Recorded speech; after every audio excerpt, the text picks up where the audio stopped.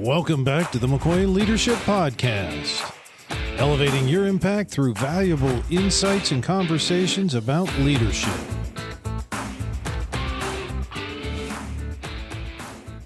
Welcome back to another episode of the McCoy Leadership Podcast, and today we are excited to have Jurriaan Kamar with us, and he's sitting in the Netherlands right now. It's 9 o'clock a.m. here where I'm recording, and it's about 3 p.m. Where he is. So I'm just getting my day started, and he's thinking about ending his day.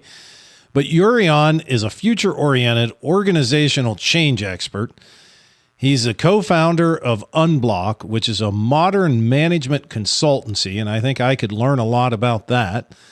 And he's also a keynote speaker, but he's also an author of Formula X, a business novel, which we're going to find out a little bit more about that. And we're going to talk a little bit today about the culture of ownership and how we can get all of our team to own their roles. So with that, Jurriaan, I'll turn it over to you. You can tell us a little bit more about you, your background, and how in the world did you end up where you are today? Yeah, it's a great question. Thank you for having me, Amos. I'm looking forward to this chat. I started out in IT, where I, at the early stage of my career, focused on organizing software development teams at scale. I became increasingly interested in how actually to solve human problems rather than computer problems, because I saw that when you get large groups of people together, they can either build amazing things or they can get stuck and get in their own way a lot. After focusing on that for a while, I started focusing more and more on developing amazing leadership teams.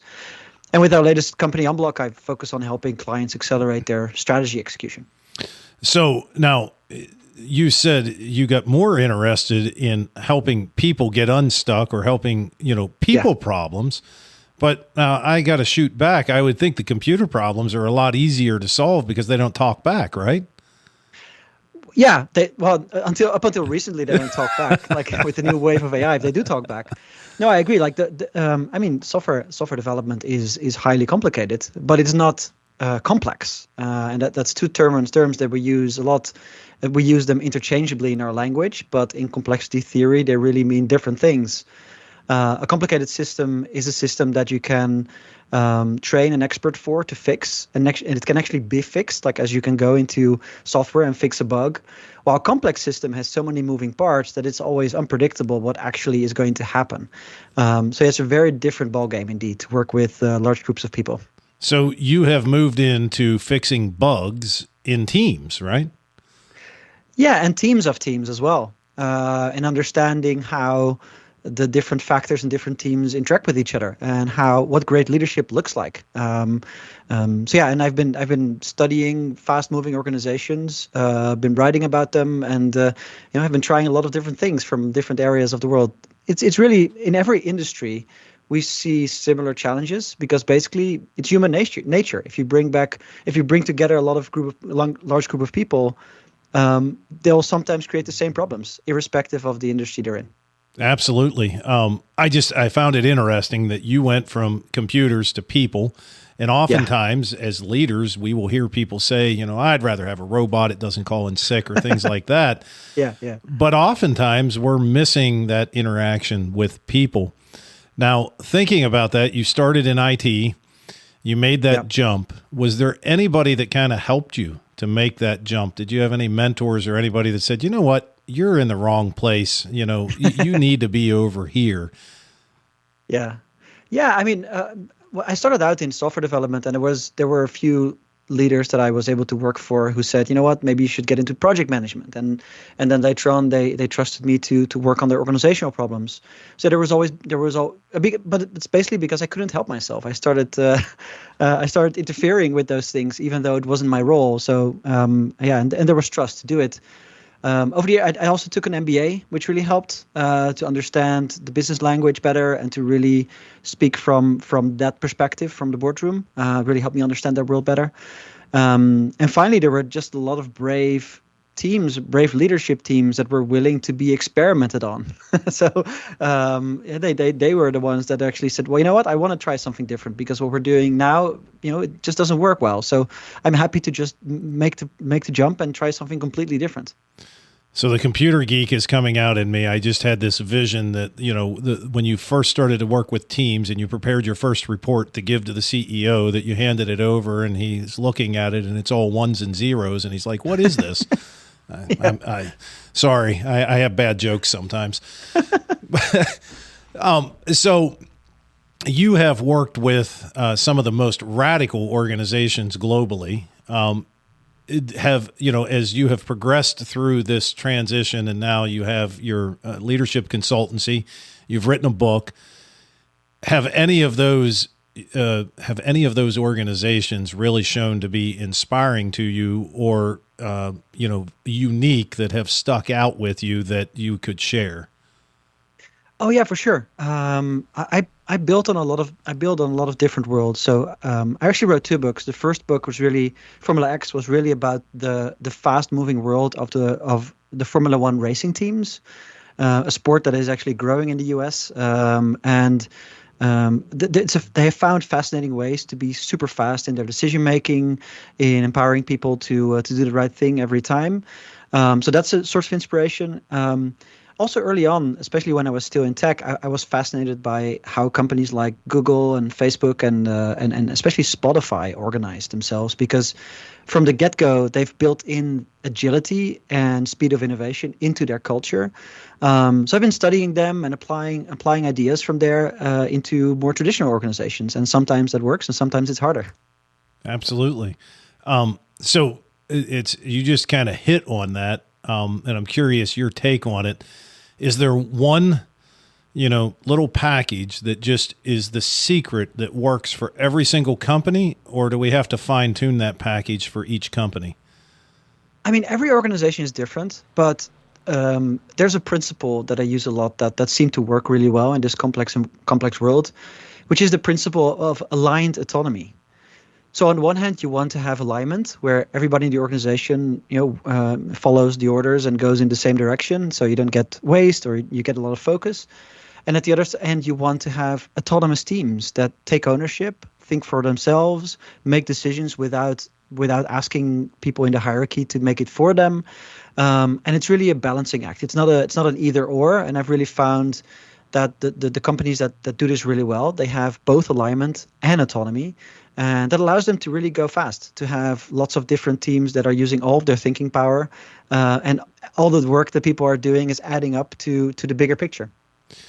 So you made me think of one other thing before we start to talk about ownership. How do you feel about, I recently had a leader come to me and say, I feel like anytime something new comes in front of me, I have to not do something else so that I can get this thing done. And so hence I'm only giving 80% over here and I'm giving, the other 20% here. And then on top of that, I'm giving another 50% here, which adds up to 150%.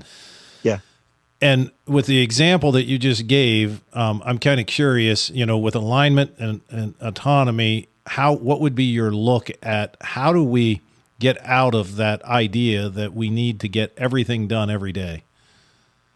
Yeah, I think you're hinting also on the problem of multitasking and doing too many things in parallel. And to me, creating focus in an organization is also a lot about deciding what not to do and giving the teams the freedom to say no a lot more.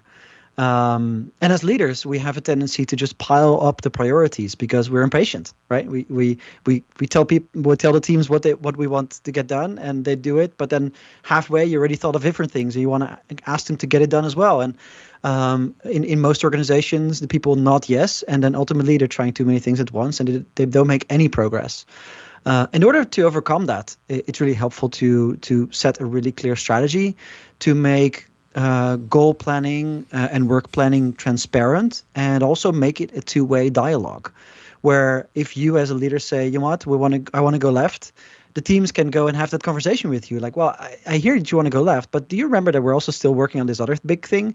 Does that mean we can stop that or not? And often that dialogue doesn't happen. It's all flowing top down, and that's a shame. I think it's important to realize that if we do one thing first, complete that first, and then take on the next work, really about limiting work in progress, it's a really powerful way to create more focus.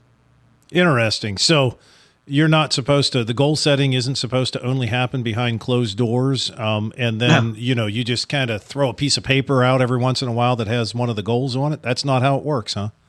No, not at all. No, it's like, I mean, it sounds so simple, but still, and it sounds so obvious, but there's a lot of business terminology that emphasizes the top-down nature of management. So we talk a lot about cascading a strategy, which literally means flowing from the top to the bottom. It's like it doesn't mean flowing from the bottom to the top. While when we help clients, we help them integrate their strategy. So it is still about leaders setting a direction and creating the helpful boundaries to create clarity about what problems we need to be solving.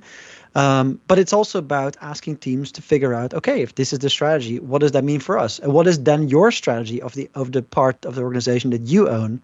And then let's make that transparent. And also, asking for feedback, asking, does this strategy make sense? Does it really help you guide your work? Or is it just a bunch of fluffy words on a slide deck that we never look at again? So you're making my job way too easy. You just talked about, the area of the business of which you own. And that's, what we're going to talk about today is the culture of ownership. Now, I always believe in when we're starting to talk about something, the first thing we need to do is understand, in your words, how do you define ownership in the workplace? Yeah, ownership is two things. The level of ownership that people show is defined by two factors in my mind. The first one is emotional investment. To what extent does somebody really care about their work? This could range from feeling completely indifferent about what they do to finding the ultimate personal fulfillment in their work. So it's emotional investment. How much do I care? And the other factor is the level of authority that somebody actually has. So to what extent can somebody have does somebody have the power to make decisions autonomously? To what extent can somebody have decide for themselves what they're going to do, how they're going to solve the task, and whatnot? And that multiplies. So it's easy to say people should take more ownership, but it's ultimately something that has to be grown. Because you can never force someone to take ownership. Somebody needs to take it, So in what you just said, it kind of hit me.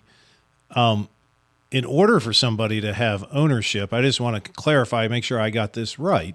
In order for somebody to have ownership, they also have to have authority over whatever that area is. Yeah, I agree. Because if you are asked to do a certain thing, and for every decision I'm going to take, I have to ask for permission first, it's going to be super hard for me to take ownership because I feel powerless. I feel that I do not have agency over this thing. For somebody to take ownership, you need to create an environment where they, within certain boundaries, can go and run with it, literally, And it's really about setting those boundaries so you can actually free up people. It's a bit of a paradox, but if you set helpful boundaries, it allows people to actually go all in and go for it. Interesting. And I think that same thing probably aligns with what I've always said about goals, is if you're going to set a goal for an individual or a team, they have to have the authority to be able to do anything they need to do to achieve that goal. Now, you can set boundaries for the same thing like you just said, but there's nothing worse than setting a goal where I say, Jurriaan, I have a goal for you to do 400 podcasts this year, but you have to run every one of them by me before you do it so I can approve it. And so now I've set a goal that creates a bottleneck, and so I'm seeing how they kind of fit together. Yeah, exactly. And it also resonates on the emotional investment axis of this thing, because If you cannot decide which podcast episode you're going to make, which gets to invite, you will never feel ownership of the thing, right? You care about the work because I can choose what I'm going to pursue, what I'm going to let go of. And if you do that consistently, if you give people that space, their emotional investment grows. So it makes sense. It seems really simple to me. Yes, of course, but it's not. What hinders? What are some of the biggest things that you see that hinder organizations from fostering ownership among the employees and the team? Yeah, so let's take a look at the authority piece first. One study looking at more than 7,000 readers of Harvard Business Review said that fewer than 10% of the people in their organizations can spend $1,000 without getting a sign-off from their boss. It's a very small number of people that actually have financial signing powers in organizations. Also, for larger organizations, 96% of the people that were in that survey said it was very difficult to launch a new initiative for a frontline worker that requires a small team or a bit of seed funding. So there's a lot of things that people cannot do by default, and it's actually the problem in organizations that when you join an organization, the default is that you cannot do anything until you get permission. And the fast organization, they flip it around to say, well, actually, you can do everything until we tell you there's a boundary. So that's the first thing to think about. What kind of organization do we want to build? The other thing, and what is super helpful there, is to clarify the risk tolerance, and the waterline principle is one we use a lot. It's a practice invented by the makers of Gore-Tex, Al Gore, and they also make guitar strings and other stuff. And their founder, they were consistently looking for creating a workplace where people could go fast within safe boundaries. And the founders, they said, well, let's clarify the waterline. And the waterline is, imagine you're all on the same ship. And if something blows up above the waterline, it's annoying. You have to go back to shore and you get it repaired, but it's not a huge problem. The problem starts when something blows up below the waterline. There's a risk of the whole ship to sink. So as a leader, you can say, you know what, this is the waterline for our organization, meaning that anything that blows up and costs us more than $100,000, that might sink our company. Or anything that blows up and it's about crossing legal or compliance boundaries, well, that's really a waterline here. Or anything that is affecting more than 100 customers, or maybe that's 1,000 customers, we can actually take that hit and go on. So as a leader, it's your task, I think, to clarify the risk tolerance and to create a space where people can make decisions about this thing that you want them to own without asking for permission all the time. So I believe you have said in the past that organizations need to move from plan and predict to sense and respond. Mm-hmm. I think I got that right. Yeah. So what I'm interested in is, so how do you if you're giving authority and you're creating an environment where things can move faster, then how does that help you get from planning and predicting to sensing and responding? Because in my mind, it just seems contradictory a little bit that maybe you really should be planning and predicting more. Or is that just me as a typical high D leader saying, I want to control this, I don't want to let go of it? Yeah, it's about clarifying the rules of the game. So I sometimes use this metaphor, like leaders should be less of a traffic cop and more of a road designer.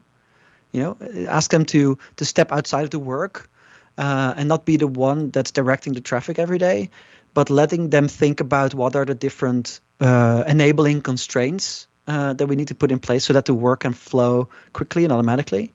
And that could be like the speed limit or the seatbelt that you have in your car. Like those are constraints, those are rules that actually allow us to go fast. If we didn't have agreements on the driving direction on the road, it would be a disaster.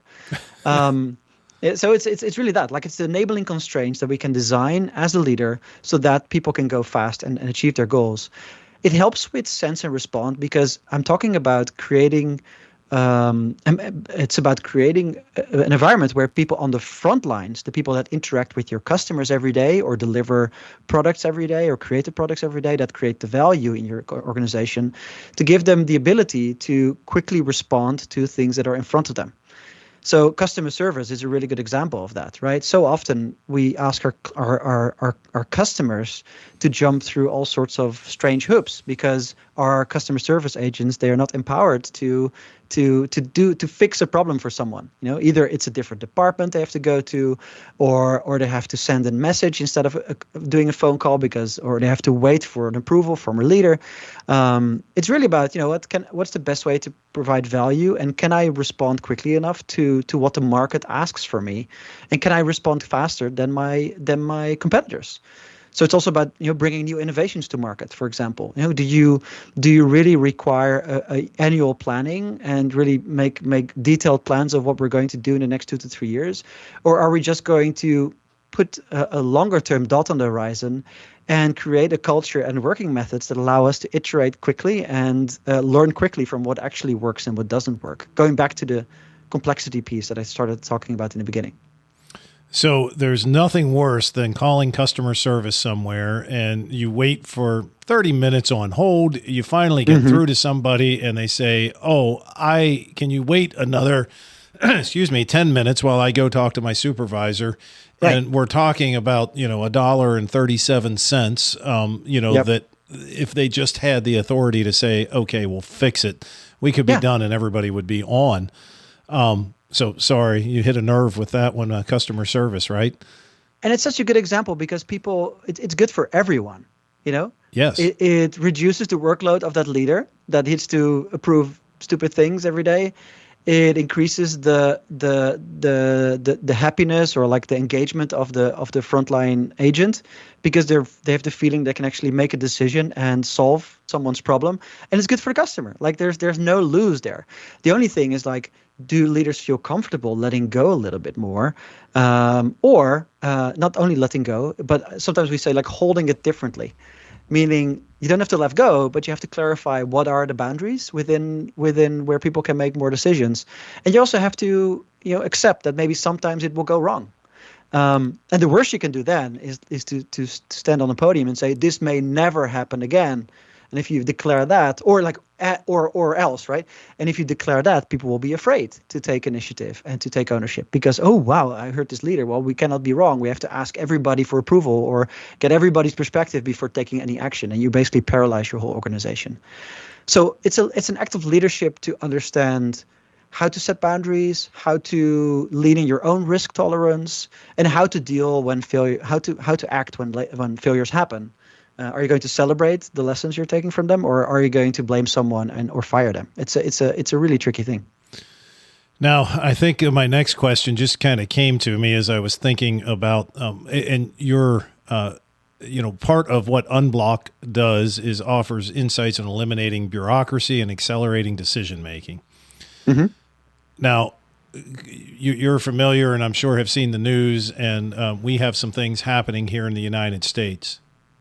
Keeping politics completely out of it, looking at our United States government as an entity and a business, what do you think from that standpoint? Again, no politics. What do you think about what is happening within our government?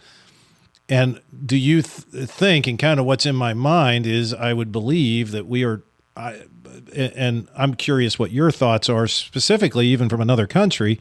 I think they're trying to eliminate bureaucracy and accelerate decision-making and give ownership to individual agencies. But what are your thoughts from what you're seeing on the world stage from a leadership standpoint? Yeah, that's a big question. And it is developing so fast that by the time you listen to this podcast, it might have changed again. But what I will say though, Lat, is that I see people going into an organization with an axe is literally I think what is happening. Yes, and that's a very fast way to do things, but it also has a lot of risk. You might destroy all things. And you're gonna remove things that are very hard to grow back. It's really an irreversible thing that you're doing. I think the smarter way to approach that challenge is not to go in with an organization with an axe, but to increase participation, because I have this naive, optimistic view that the answers to some of these problems are already in the organization. If you go and really take the effort to talk to people and ask them, what is really blocking you from doing great work? What is really holding you back from going twice as fast? It's usually the stupid internal process that somebody put in place one day and nobody ever questions. It's really about inspecting how we work and making a change there.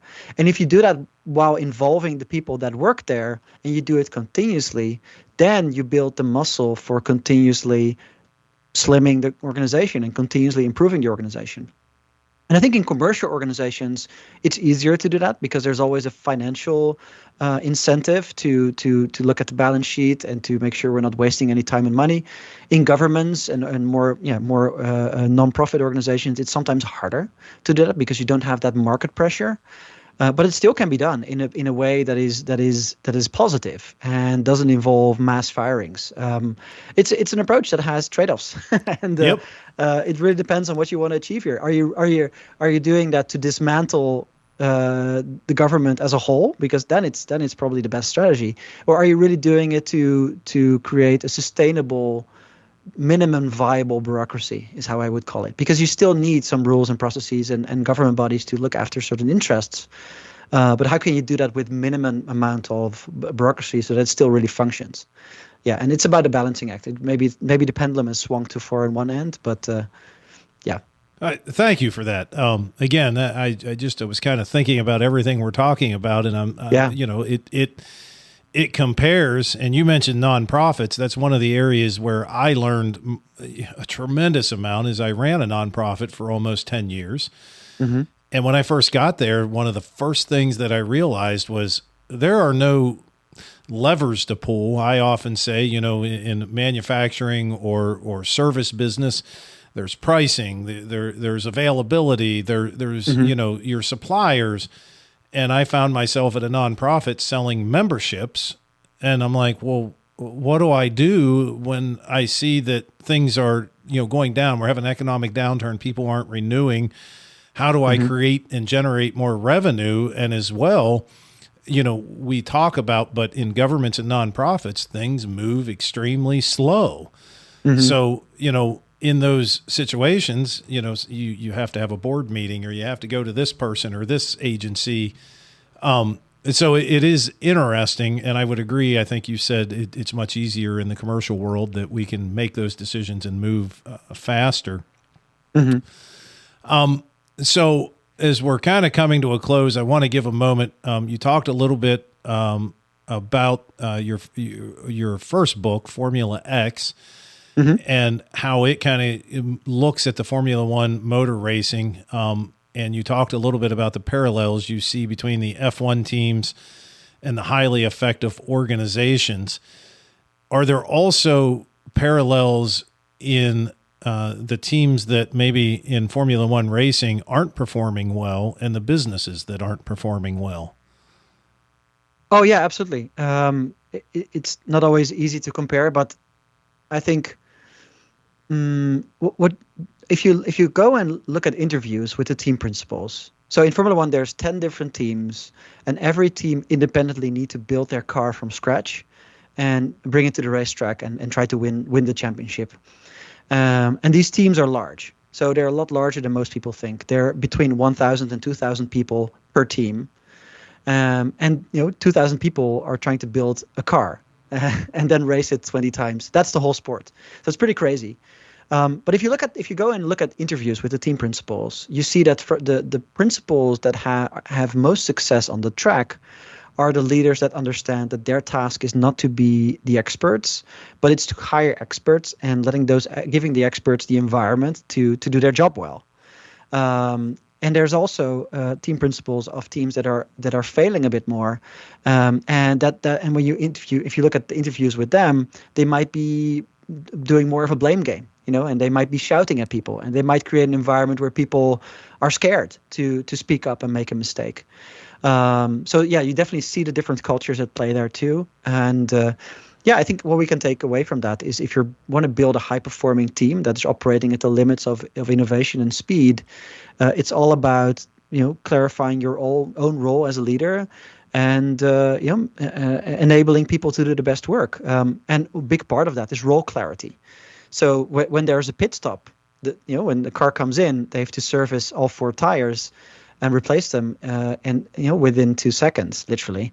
What is not going to happen is, hey, let's have a meeting to talk about how we're going to approach this next pit stop. No, these procedures are, clear. Everybody knows their role. Everybody has trained for that role. And then after each pit stop is videotaped. Each pit stop is evaluated. So how did we do? Where could we go faster next time when there was a mistake? What are all the factors that led to that mistake? It's really about the reflection muscle that is super strong in these teams that I often don't see in businesses, right? It's like we always want to go forward, so it's a waste of time to look backward. Is the Western business culture, not only in the US, it's also across Europe and other places where we tend to see reflection and taking a step back and improving as a waste of time. But the fact of the matter is, like, the only way to get faster and stronger is to improve yourself, and the only way you can do that is to understand what are the factors that are contributing to our success or failures. So I wanted to touch also on generational gaps. Millennials and Gen Z often face criticism for lacking ownership, showing up to work, anything you can think of. I'm laughing because I'm pretty sure when the baby boomers were coming into the workforce, there were the same complaints about them, right? This is not something new. But my question is, the strategies that you've laid out for us, will they work regardless of the generation?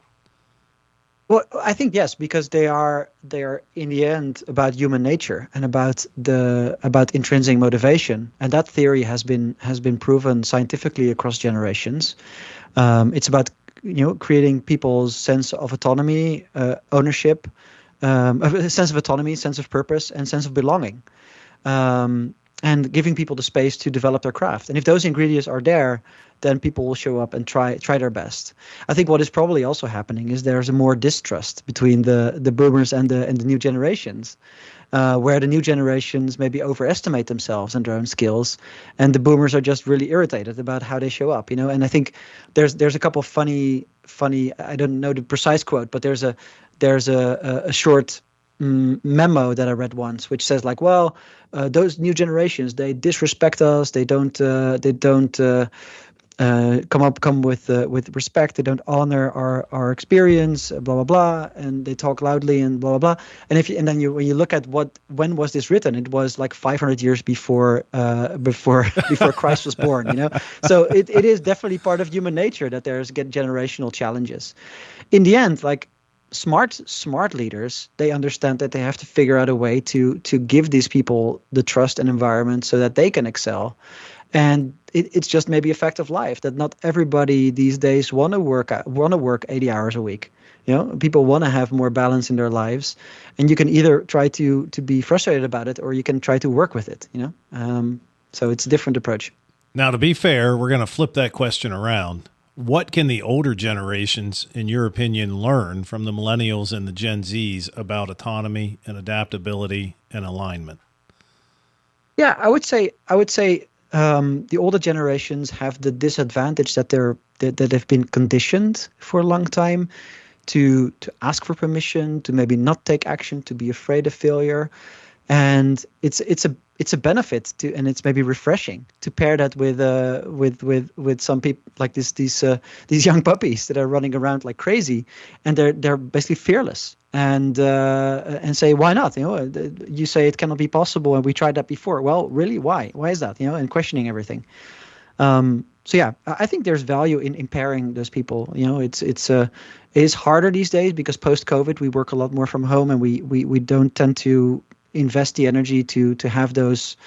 When we work together on one thing together on the same desk, it's not happening automatically anymore a lot.